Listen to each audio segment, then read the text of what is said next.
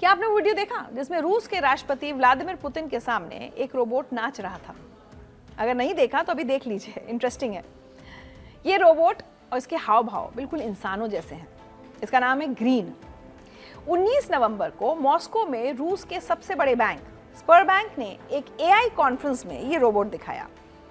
लेकिन इस डांस के पीछे एक बहुत बड़ी कहानी छुपी है जिसे आगे समझेंगे। पहले ग्रीन से मिलिए।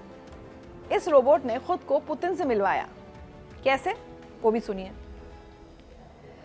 रोबोट बोल रहा है, मेरा नाम ग्रीन है, मैं रूस का पहला ह्यूमनॉइड रोबोट हूं जिसमें एआई लगा है। ह्यूमनॉइड का मतलब होता है इंसान जैसा रोबोट। इस रोबोट में 60 से ज्यादा मोटर्स लगी हैं। इसमें सेंसर्स भी हैं जो चीजों को देख और समझ सकते हैं। ये सिर्फ स्क्रीन पर चलने वाला प्रोग्राम नहीं है, ये असली में चल फिर सकता है, बोल सकता है। हालांकि जब ग्रीन पुतिन के पास आया तो उनके बॉडीगार्ड्स पूरी तरह अलर्ट थे। रोबोट को उनके ज्यादा करीब नहीं आने दिया गया।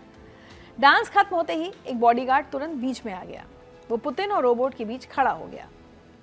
एक्सपर्ट्स ने बताया कि ह्यूमनॉइड रोबोट्स कभी कभी अनएक्सपेक्टेड हरकतें कर सकते हैं, इसलिए कोई रिस्क नहीं लिया गया। हालांकि पुतिन ने डांस को बहुत प्यारा बताया और थैंक यू बोलकर आगे बढ़ गए। स्बरबैंक ने बताया कि इस रोबोट का सॉफ्टवेयर लगातार अपडेट होगा। आगे चलकर ये फिजिकल काम भी कर सकेगा। कंपनी इसे अपने बिजनेस में इस्तेमाल करने की तैयारी कर रही है। हालांकि इससे कुछ दिन पहले एक एम्बैरेसिंग इंसिडेंट हुआ था। 10 नवंबर को मॉस्को में एक और रोबोट लॉन्च हुआ था। उसका नाम था एडोल। ये रोबोट स्टेज पर आया, हाथ हिलाया और अगले ही पल धड़ाम से मुंह के बल गिर गया। वीडियो वायरल हो गया। पूरी दुनिया में इसका मजाक उड़ा। लोगों ने कहा ये रोबोट तो किसी शराबी बुजुर्ग की तरह चल रहा था। कंपनी के सीईओ ने कहा कि ये कैलिब्रेशन की गलती थी, मतलब रोबोट का बैलेंस सिस्टम ठीक से सेट नहीं था। इस घटना ने रूस की टेक्नोलॉजी पर सवाल खड़े कर दिए।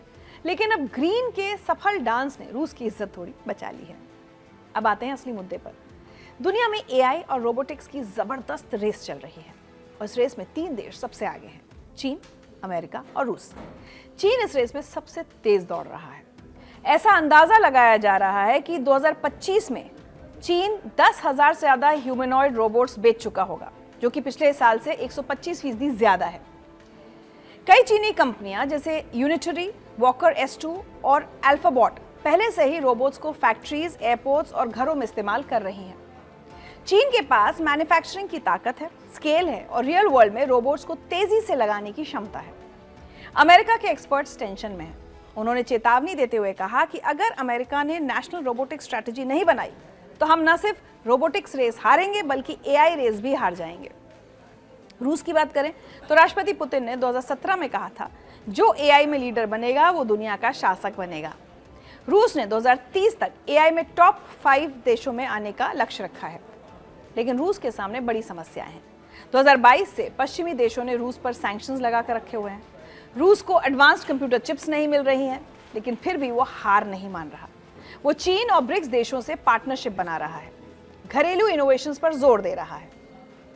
तो ग्रीन का डांस सिर्फ एक शो नहीं था, ये संदेश था कि रूस टेक्नोलॉजी रेस में पीछे नहीं रहना चाहता। लेकिन क्या रूस चीन और अमेरिका की बराबरी कर पाएगा? सैंक्शंस के बावजूद क्या रूस एआई सुपर पावर बन पाएगा?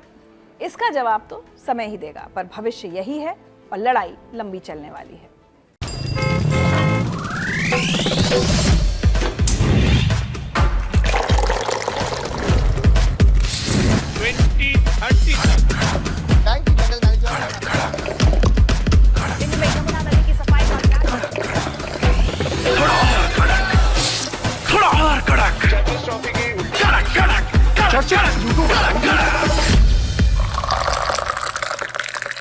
ये कड़क है।